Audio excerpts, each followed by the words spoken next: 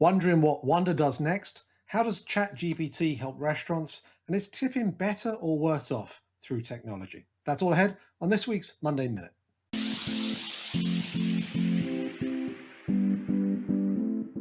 Monday Minute works like this. We're going to ask each other 5 questions about headlines that in some way affect the world of restaurants, off premise, and technology, and connect back to our book, Delivering the Digital Restaurant.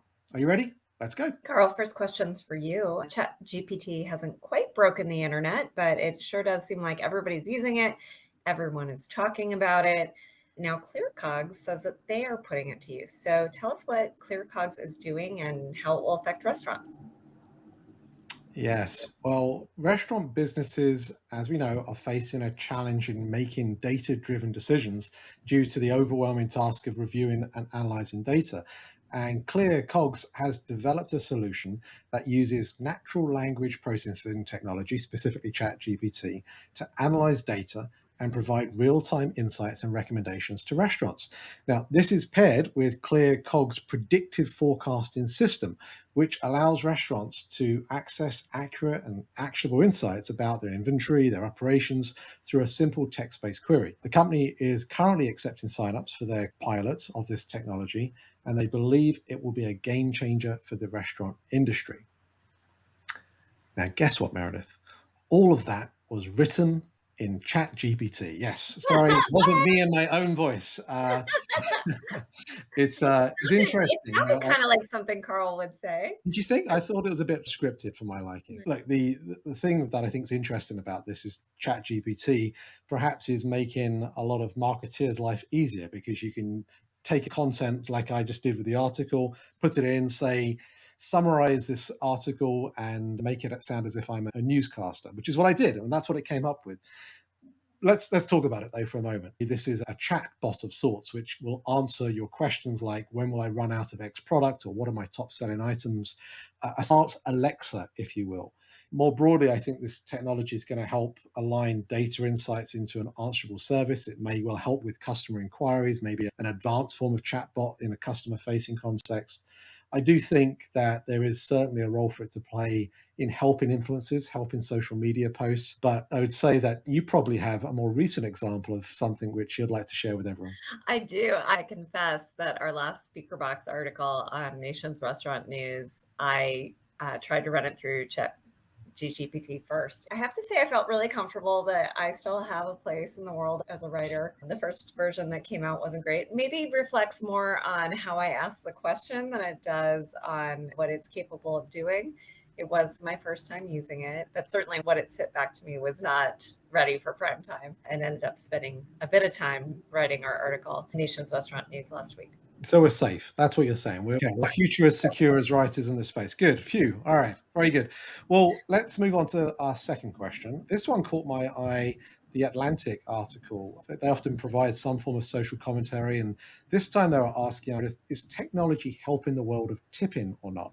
You took a look at this one. What were your thoughts? It depends on who we mean as being helped, right? So there's a lot of pros and cons to tipping in the technology world. Certainly, more cash based tipping has gone down. Anyone who's working at the Sky Cab or is a bellhop at a hotel, places where traditionally we use cash, just because none of us really carry it around anymore.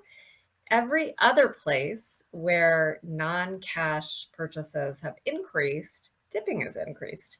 That's because it's so darn easy to tip. And because the further away we get from actual real money and seeing that bank balance or those dollars in our wallet, the more likely we are to be generous, which I guess it speaks really well about us as humans. But it also raises lots of questions. Right? In the context of delivery, the tips are being reallocated from the restaurant to the delivery driver. And so this whole world of tipping has just become quite messy because of technology being inserted. You have businesses who might be doing things like setting the default tipping amount to 30% as a way of helping out their staff. And the line that really got me in this article was it's adding another layer of abstraction between a business's decisions and its customers. Just because you put 30% on the far left and it's the default box that someone's most likely to push, doesn't mean that they couldn't have chosen other and put in whatever they wanted.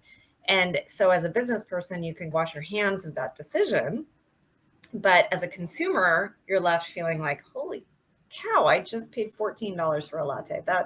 That seems wrong. There's definitely something that needs to change here. And it seems unlikely to me that we as a society will embrace the British way and stop tipping altogether, although maybe we should just fix our business models and get that right. And it seems unlikely that we're going to have a massive regulatory change in terms of how tips are counted towards wage, et cetera, although we certainly have that in some states, but it's unlikely that we'll get it nationally. So, barring that, I think the tech companies and the restaurant companies themselves have to take some responsibility to say, how do we think this should work? Do we want service included, as Danny Meyer would say? Or do we want to always have someone type in an amount rather than having these default settings? All right, next question. Carl, Chili's is turning away from robots and investing in kitchen automation. Tell us about that. The new CEO at Chili's, Kevin Hochman, he's a bit of a turnaround specialist, Meredith. He's been there, done it before at KFC and Pizza Hut. And part of that process is identifying value drain in an organization. And it seems like he found a few areas last August when he told investors that he's halted all robotics testing at the company. So that's those robot food runners that we see. Even on the logistics side, the drone delivery program that they were testing, I think we probably talked about it at some point, as well as a meal delivery test that uses autonomous robots. So all of that has been shelved right now.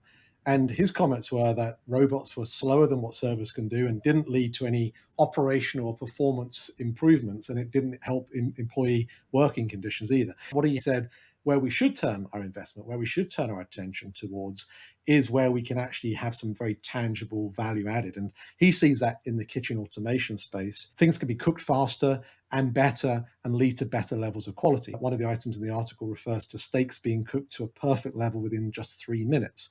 And they're doing that through these almost clamshell type devices, which are cooking the protein on both sides.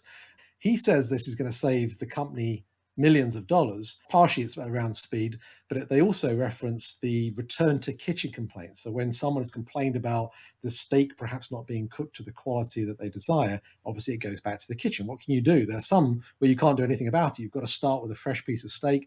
That obviously is a cost.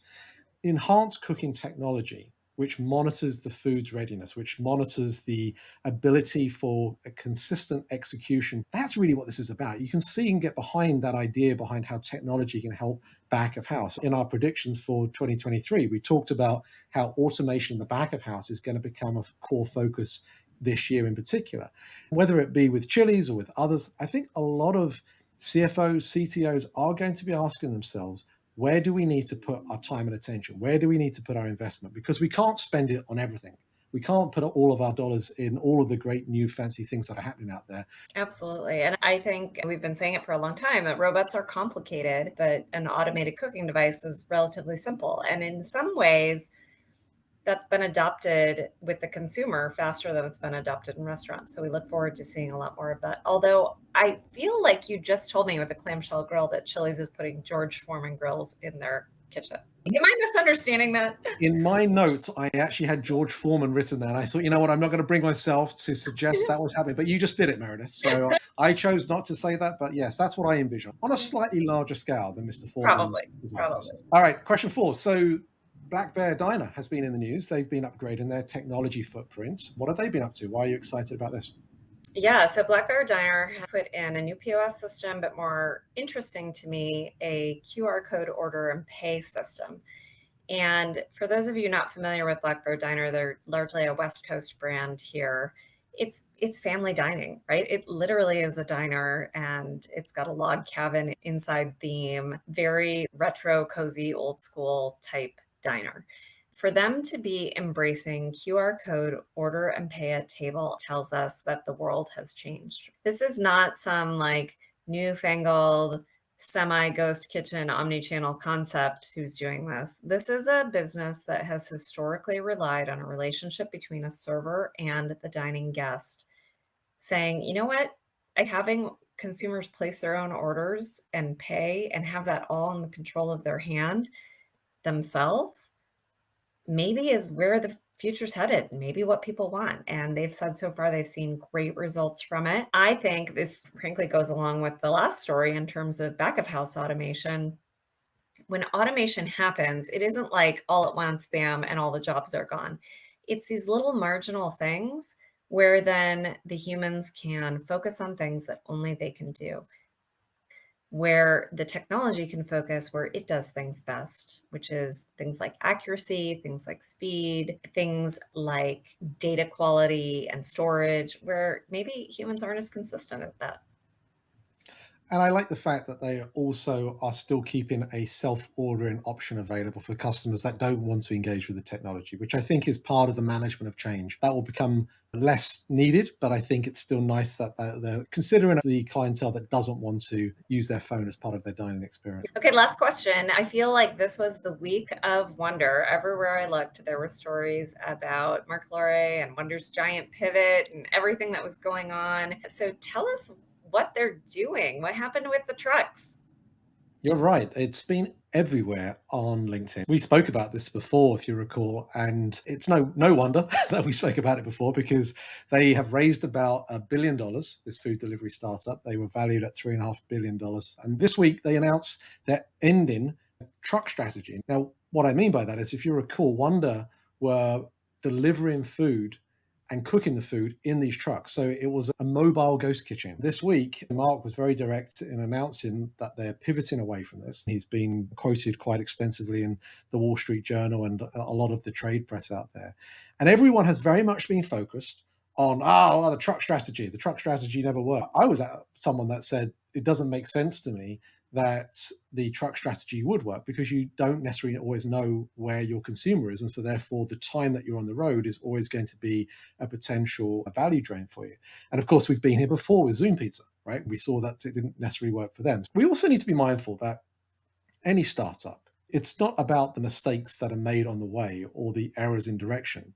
It's about how fast you can pivot and how quickly you can identify whether something's working or not. In this sense, they're still in a very strong position because they've got two amazing assets in particular that no one ever really writes about. And the first one is that they have a commissary. Mark was talking about this in his How I Built This podcast last September. And he said, we've got a central commissary kitchen where we'll sous vide and par cook the food and then put them in kits. And so that tells you that that's part of their strategy, that they want to be able to prepare the food in a central location and distribute. And then the second part is the licenses that they've been able to sign up and some of the brand names that they've been able to sign up for the recipes. They've got folks like Bobby Flay working with them, Maiden and Pizzeria Mozza, for example. They're pretty big celebrity chefs and names in the restaurant industry, and that comes with some value as well. And I think when you take that together and you think about, well, those are still very core assets to their business model. What could Wonder do next? What could they do? And I'm not going to write off Wonder just as yet. All right. Well, look, that is it for Monday Minute this week. We actually have some interesting news. We're going to rebrand the Monday Minute, aren't we, Meredith? What?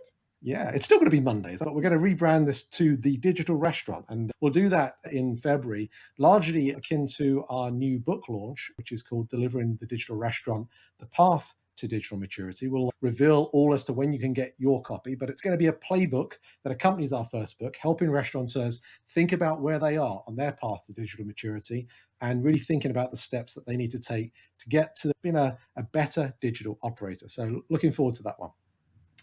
All right. If you have any questions, any comments, any thoughts that you would like to raise in reference to our Monday Minute this week, please put them down in the comments below. We'd love to hear from you.